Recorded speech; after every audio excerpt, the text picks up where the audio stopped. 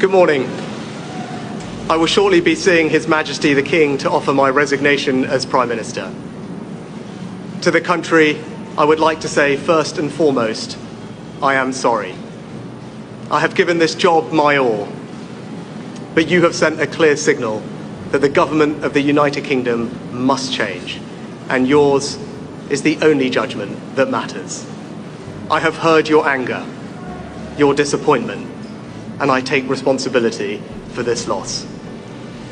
To all the Conservative candidates and campaigners who worked tirelessly but without success, I am sorry that we could not deliver what your efforts deserved. It pains me to think how many good colleagues who contributed so much to their communities and our country will now no longer sit in the House of Commons. I thank them for their hard work and their service. Following this result, I will step down as party leader, not immediately, but once the formal arrangements for selecting my successor are in place. It is important that after 14 years in government, the Conservative Party rebuilds, but also that it takes up its crucial role in opposition professionally and effectively. When I first stood here as your Prime Minister, I told you the most important task I had was to return stability to our economy. Inflation is back to target, mortgage rates are falling, and growth has returned. We have enhanced our standing in the world, rebuilding relations with allies, leading global efforts to support Ukraine, and becoming the home of a new generation of transformative technologies. And our United Kingdom is stronger too, with the Windsor Framework, devolution restored in Northern Ireland, and our union strengthened. I'm proud of those achievements. I believe this country is safer, stronger, and more secure than it was 20 months ago.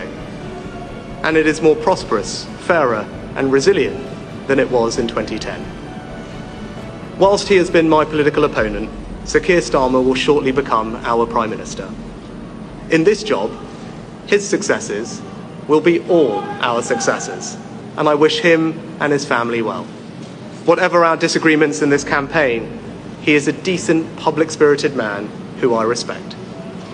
He and his family deserve the very best of our understanding as they make the huge transition to their new lives behind this door, and as he grapples with this most demanding of jobs in an increasingly unstable world. I'd like to thank my colleagues, my cabinet, the civil service, especially here in Downing Street, the team at Chequers, my staff, CCHQ, but most of all, I'd like to express my gratitude to my wife Akshata and our beautiful daughters. I can never thank them enough for the sacrifices they have made so that I might serve our country. One of the most remarkable things about Britain is just how unremarkable it is that 2 generations after my grandparents came here with little, I could become Prime Minister, and that I could watch my 2 young daughters light Diwali candles on the steps in Downing Street. We must hold true to that idea of who we are, that vision of kindness, decency, and tolerance that has always been the British way. This is a difficult day, at the end of a number of difficult days. But I leave this job honoured to have been your Prime Minister.